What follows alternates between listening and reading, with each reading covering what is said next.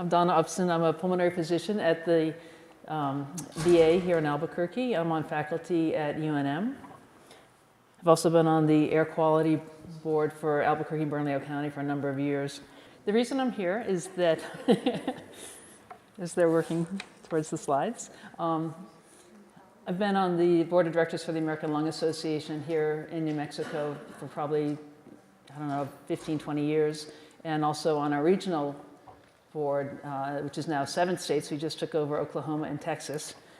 So look out if you see the American Lung Association coming. And Janice Nolan, Pam Boswick saw a presentation by Janice Nolan, who's one of the assistant vice presidents of the ALA. And Janice gave a presentation on air quality and how the ALA communicates with the public to let people know when there are hazardous conditions and what those hazardous conditions are. So when we get started, I'll first talk a bit about the health effects of air pollution, because after all, smoke from wildland fires is a form of air pollution.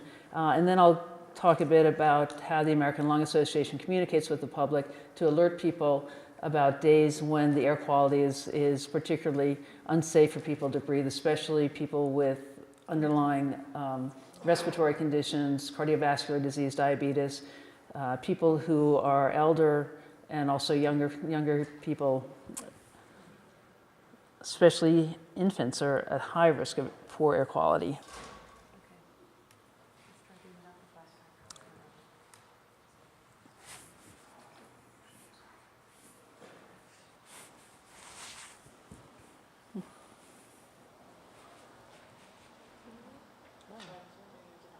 Why is it opening all of them? Oh, probably because you have. See?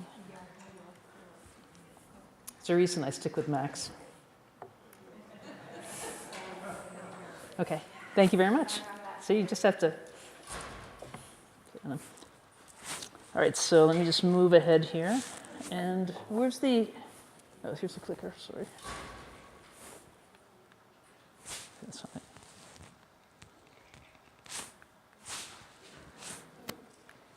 Which is the forward?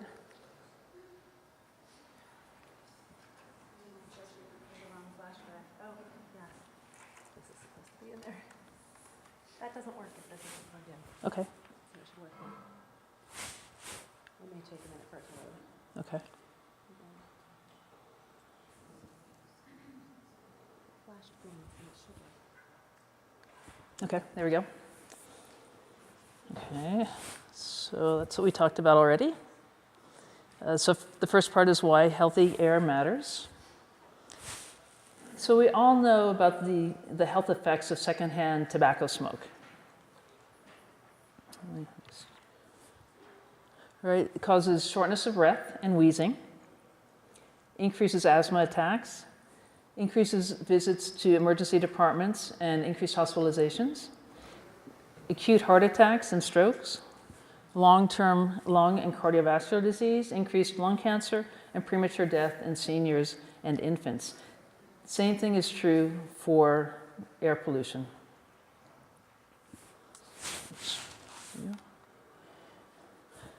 So the WHO came out with a report from their International Agency on Research on Cancer and found that air pollution is a leading environmental cause of cancer deaths, and that particulate matter in particular causes cancer. From 2010 to 2011, 47% of people in the US lived in counties with an F for air quality in one of the categories. The most common constituents are ozone or smog and particulate matter, also called soot. This is Albuquerque on a summer day in 2013. It was in June, and this is the air quality from wildland fires west of here. I think these were Arizona fires. Some of you probably know better than I do about that. And this was just because of the wildland smoke, not from any industrial pollution at all. This is in Alaska. This is haze from wood-burning stoves and fireplaces. And in China, industrial pollution primarily from coal-fired power plants. So why are particles important?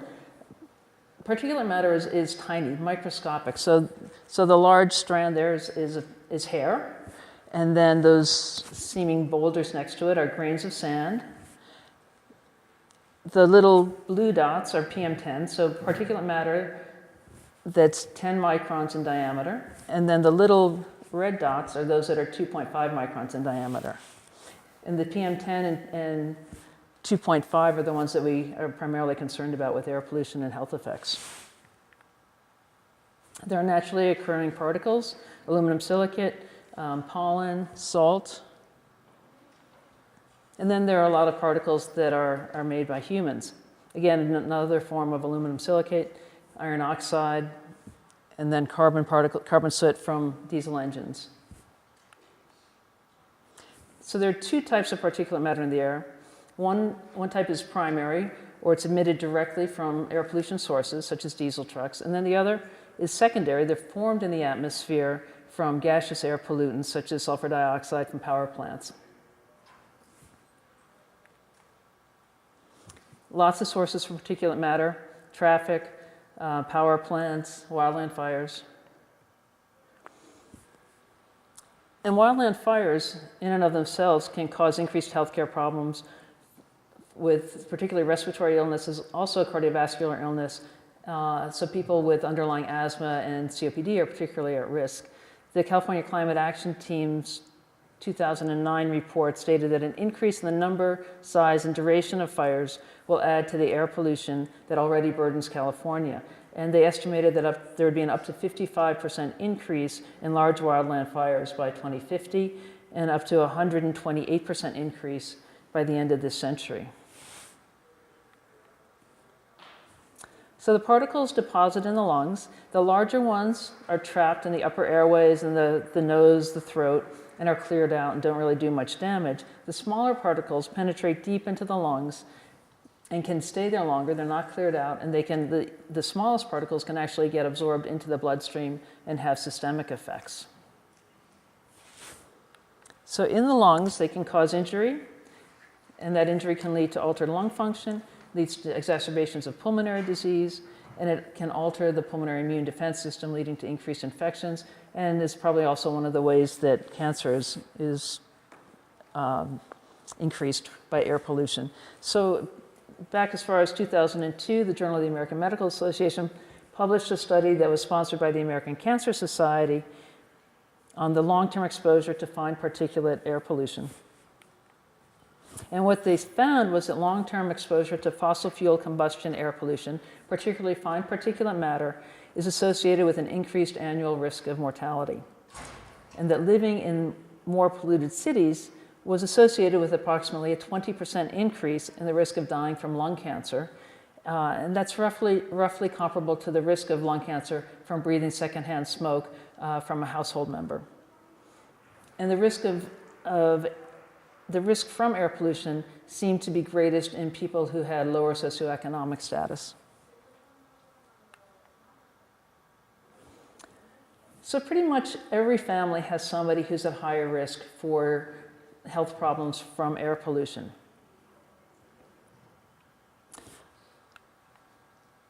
Children and teens have growing lungs. The majority of the growth of our lungs occurs after birth, and growing lungs are more susceptible to injury. Children hopefully are spending more time outside, and they're more active, and so they're breathing in more air. And so the impact per pound, per weight of the child, is greater than it is for adults. Elders are at increased risk because as we all age, our physiologic processes are not as good as they were when we were younger. And a lot of adults, especially older adults, have underlying cardiovascular and respiratory conditions as well as diabetes, and that increases the risk for air pollution. People who already have asthma or COPD or other lung disease, as I mentioned, cardiovascular disease and diabetes puts people at higher risk. And people who work or exercise outside are at higher risk because they're breathing more air. So especially people such as the truck driver or the police officer who are working close to busy highways and high areas of pollution. and of course, firefighters. People of lower socioeconomic status are at increased risk because they often live closer to sources of air pollution. They may have more underlying disease such as COPD or diabetes. We know that people of lower socioeconomic status smoke more tobacco than other people, so that in turn, the health problems that they have from that puts them at increased risk from air pollution, and often have less access to health care. So just to sum up the health effects from particulate matter, premature death, increase in asthma attacks, increase in heart attacks and strokes, worsening of lung and cardiovascular disease, increasing evidence that it causes cancer, and may lower birth weight and infant mortality. A few words about ozone pollution, the other major type, in addition to particulate matter. Lots of sources, again, for ozone pollution. Ozone isn't something that's emitted from a source. It forms in the atmosphere. It's a gas, three atoms of oxygen together, also called smog. So it's nitrogen oxides and volatile organic compounds in the presence of sunlight and heat form ozone. And ozone itself has health effects. Chest pain, cough, throat irritation and congestion, can worsen bronchitis, emphysema and asthma, can reduce lung function and inflame the linings of the lungs, and repeated exposure can permanently scar the lung tissue. So who is the American Lung Association? It's a nonprofit organization. It's been around for a long time, founded in 1904 to fight tuberculosis. And over the years, as we've gotten better control of tuberculosis, especially in this country, it's expanded the mission to include all types of lung disease and healthy air. So the Lung Association works to clean up the air by educating people, so both online, doing presentations, having media programs, providing testimony to legislative bodies. I was invited to Congress a couple of years ago for one of Senator Udall's committees to talk about the health effects of air pollution on children. And primarily the Lung Association works by letting people tell their stories. So people who have lung disease, who have been affected by air pollution. This is Judy. And Judy had a double lung transplant. She had incurable lung disease and was fortunate to be able to get a lung transplant. And she calls her lungs Judy and Ethel. I'm sorry, she's Judy. She calls them Lucy and Ethel. So it helps her to, I think, maintain some good perspective on things. And she, in her words, she avoids bonfires, barbecues, and cigarette smoke. If it smells bad or smoky, I'm gone. I can't escape or control the pollution that lingers in our air. So she can take control over certain situations, but not others. So she's a vocal advocate for clean air. Some stories with less positive outcomes. Chandra talks about her son, Javant. So I always get emotional with the ones that are about kids and dying. So this was, I think it got worse when I became a mother. So when Javant was in high school, he was playing football on an August day. Came home, was feeling fine, had an asthma attack. An hour later, he was found unconscious and went to the hospital and died a few days later.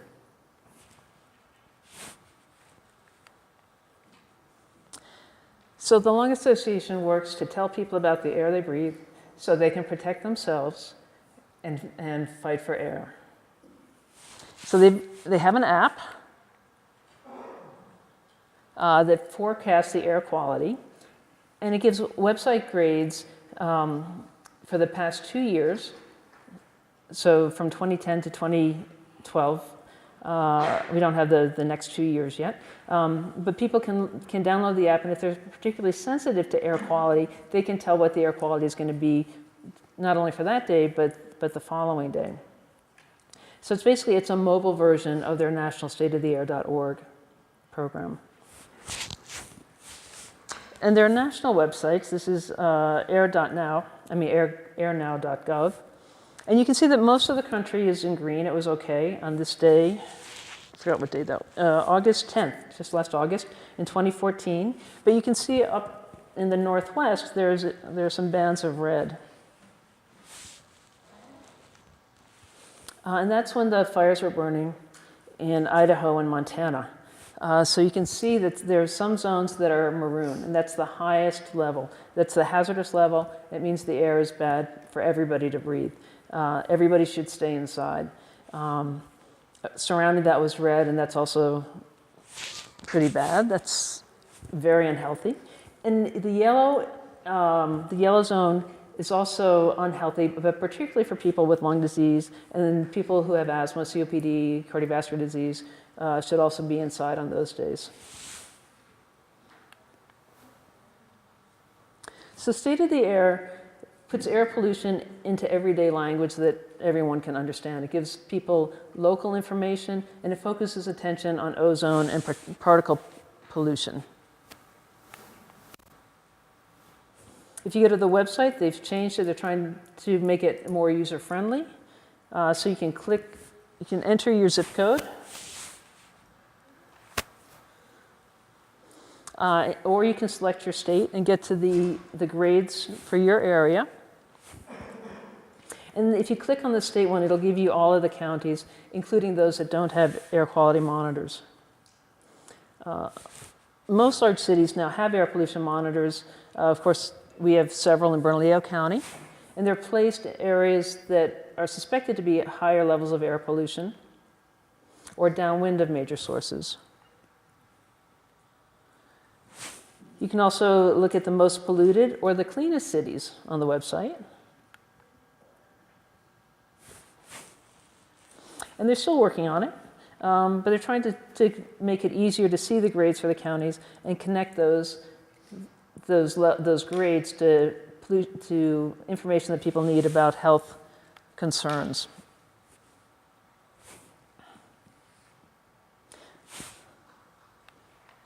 So that was in New Mexico. Let me come back again.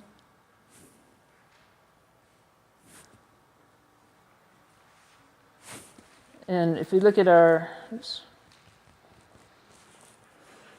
ozone quality, the red line is the acceptable level. So back in the mid-1990s, we were at about the acceptable level. Below that line passes. So and then we got worse for a number of years, and then we got below the acceptable level. That's a good thing, around 2005, and kept going down, but lately we've been going back up again, so our grade has gotten much worse.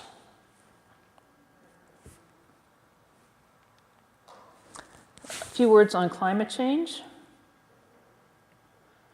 So global temperatures have been increasing, as I think we're all aware. And carbon pollution primarily affects the lungs through changes in climate. And carbon pollution is the major contributor to climate change. Coal-fired power plants are the major source.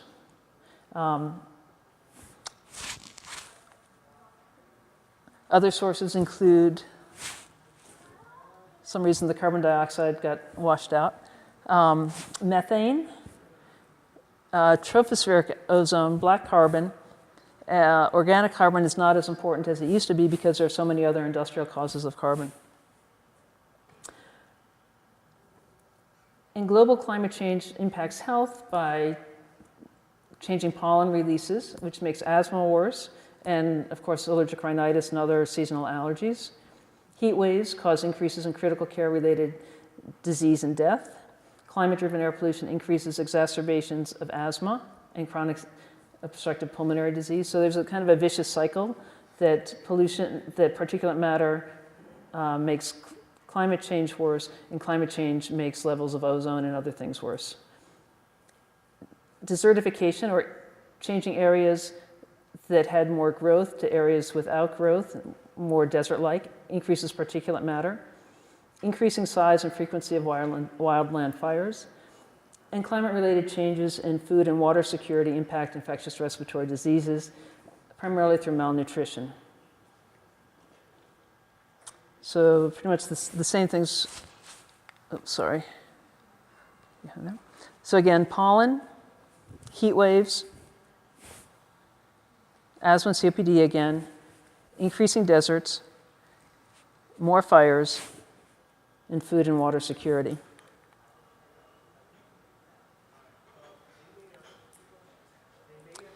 So pollen is not only increased in amount, it increases the allergenicity of it. So the same amount of pollen will trigger a stronger attack. It's an earlier pollen season that goes later in the year. So our allergy season has gotten longer. There's a change in distribution. Ragweed, which is one of the key allergens, is spreading rapidly through the United States. We still don't have ragweed in New Mexico, but it's in Colorado, it's in Nebraska. It's probably a matter of time before we have ragweed here.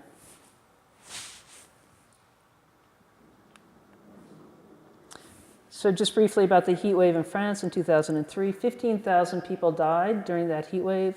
A lot of elderly people particularly. Lack of air conditioning was important, and people died of heart failure, chronic respiratory disease, and stroke.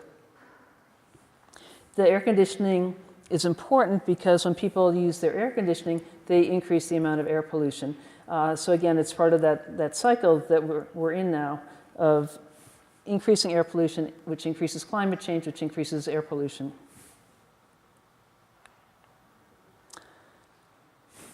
There's good evidence that climate change is causing the droughts that we're seeing, which in turn is causing some of the problem with the pine beetles, which increases risks for fires. And just a couple words on indoor smoke pollution. I'm sorry. In high-income countries like the US, most of our wood stoves and fireplaces are used for heating or recreational. It's a low concentration of exposure. Men and women are generally exposed equally. Primarily the biomass is wood, and it's a single type of exposure. In low and middle income countries, wood stoves or cook stoves are generally used for cooking. They're used indoors where there's not good ventilation, high concentration exposure, primarily women and children. They use anything that will burn, so fuels are lower on the energy ladder, usually less efficient burning, more smoke, and also resulting in mixed exposures. And worldwide, cook stoves are the leading cause of COPD, also a high cause of childhood mortality from pneumonia. Akshay Sood did a study here in New Mexico. It was just an observational study and found that people who had a wood stove or fireplace were as likely to have COPD as people who were smoking. So from wood smoke, the odds ratio is about 2, so about twice the risk. And again, an observational study not corrected for other factors. And odds ratio for tobacco is 1.3. If people both had a wood stove and smoked, their odds for having airflow obstruction was about 3 times that of people who didn't have either one of those, and about 6 times for chronic bronchitis. The important thing with indoor fireplaces and wood stoves is that they're maintained, so that they're closed. It's a closed system. They're well maintained, so they're not leaky. If people can use some kind of central heating, that's the best in terms of air quality. A lot of people in New Mexico can't do that. So whatever we can do to help them maintain their wood stoves to decrease pollution will help their health. So just to sum up, the health effects of air pollution for most people can affect changes in lung function, immunity, and cardiovascular disease. A smaller group of people will have increases in asthma attacks, COPD attacks, more symptoms from their disease and hospitalizations. And then a minority of people will actually die from the effects of air pollution. So thank all of you for working to clean up the air that we breathe. There are still 147 million people in the US who live where the air is, on some days, unhealthy to breathe. And we're all working together to try to clean that up. Oops, there we go.